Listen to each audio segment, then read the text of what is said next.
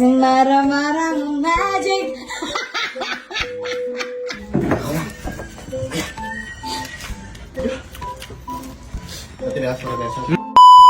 Hi mga bebe keso, samahan nyo nga ako for today's video. Hindi naman pwedeng ako lang yung gumagala, dapat kasama na kayo, ganun. Pati talaga dito sa Isabela, hindi na ako pumipirmi. Nagtataka na nga sila sa bahay, bakit daw alis ako ng alis? Next time nga daw na aalis ako, isama ko na yung Jorobox ko.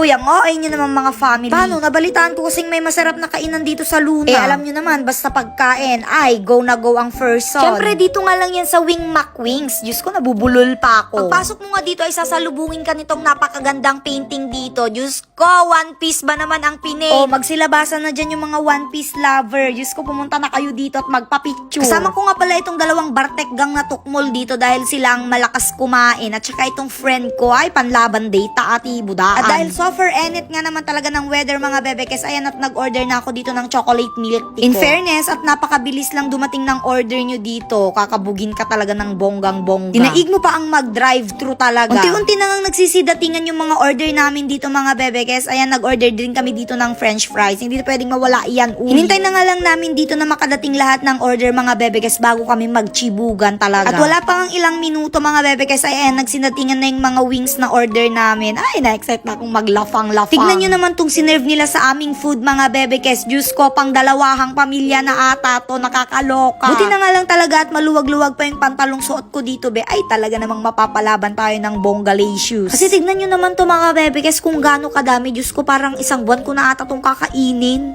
Ay, ang OA. Hindi nga lang wings ang sinerve nila dito mga bebekes dahil meron ding steak and nachos. At syempre, ang unang step, ayan na girl, magsupot ka na ng kamay. 3, 2, 1, go, lafang! Sa sobrang daming pagpipilian ng foods, hindi ko na alam kung ano talagang uunahin ko mga bebekes. Parang everything. Ay, ang OA naman sa everything. Paano ba naman? Kasi parang lahat gusto kong tikman, ganun. Ito nga, sinisimulan ko na talagang kumain mga bebekes. Ay, shit naman. Awan manin bes, agbutsyog ka manin, ditan nga pinagkaka mo. Sa wings nga dito mga bebekes ay may 4 kayong bestseller na pagpipilian. Ito nga yung Wing Mac Spicy Creamy Parmesan, Garlic Parmesan, and Honey Mustard. Pag talaga ikaw pumunta dito at hindi ka nabusog, ay apo, lipakin naklatan no kasay. At this moment nga talaga mga bebekes ay talagang medyo gumigive up na yung pantalon ko. Pero walang pinalaki sa pamilyang ito na sumusuko, kaya laban. Ayan, titikman ulit natin tong chicken. Ang galing lang mga bebekes kasi yung mga natatry kong flavor sa mga Only Wings na pinupuntahan ko, paulit-ulit lang ganun. Pero dito sa Wing Mac, Diyos ko, may mga magkakaibang flavor sila dito. Hindi bago talaga ako at na-amaze at the same time mga bebekes kasi grabe yung mga new flavor nila dito. Super, ngayon mo lang matitikman, ganun. Tignan nyo naman yung mga kasama ko.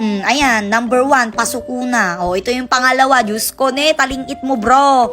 At ito ang pinaka-oily sa lahat, ang ating Wing Mac Queen. Ay, Diyos ko naman te. Hindi ko na nga natikman dito yung sisig nila mga bebekes kasi super full load na ang aking tiyan. Pero based sa mga feedback ng kasama ko, goods na goods daw ang sisig nila. Iisang chicken na nga lang mga bebekes, nagkakahiyaan pa kami. Pero dahil busog na ako, ayoko na talaga. Kaya idadaan na lang natin sa topic yan mga te. Tapos napunta ata sa akin lahat ng kamalas-malasan. Diyos ko, ako pang natalo. De ang ending, sa akin yan.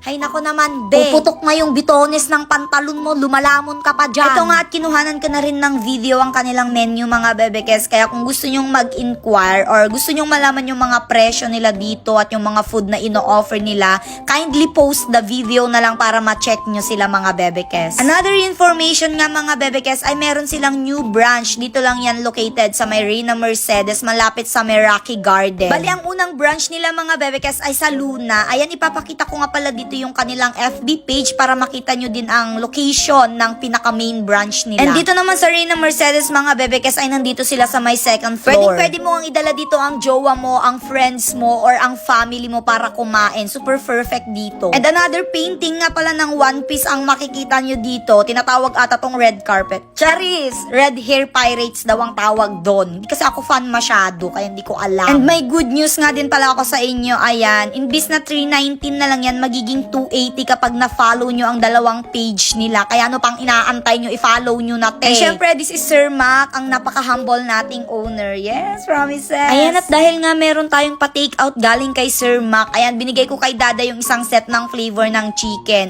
Amoy timbaga na pulutan ka naman eh.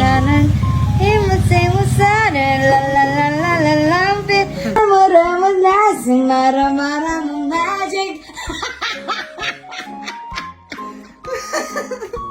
At syempre, hindi naman pwedeng hindi matikman ng Bebekas My Love So Sweet in the Heaven in the Sky ko yan. Kaya yung tatlong flavor nga ng chicken mga Bebekas ay ayan, pinatikim ko sa kanya kung anong magiging favorite niya. Kita nyo, Anita, talaga nga inkilaban na, talaga ilaban na ni Boy George. Syempre, una kong pinatikim sa kanya ay yung cheese mga Bebekas dahil ito talaga ang pinaka-favorite ko sa lahat ng flavor nila. And also, hindi rin ako nagkamali kasi yung cheese din ang nagustuhan ng aking Bebekas My Love So Sweet in the Heaven in the Sky. Kapag nga pala na-visit kayo ng kanilang Reyna Mercedes branch mga Bebekas ay huwag kayong mag-alala dahil meron silang parking lot area sa side. Safe na safe ang inyong mga sasakyan, promises.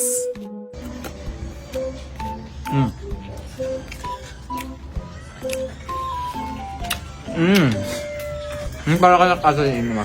Jai, eto, parehas tayo. Yes.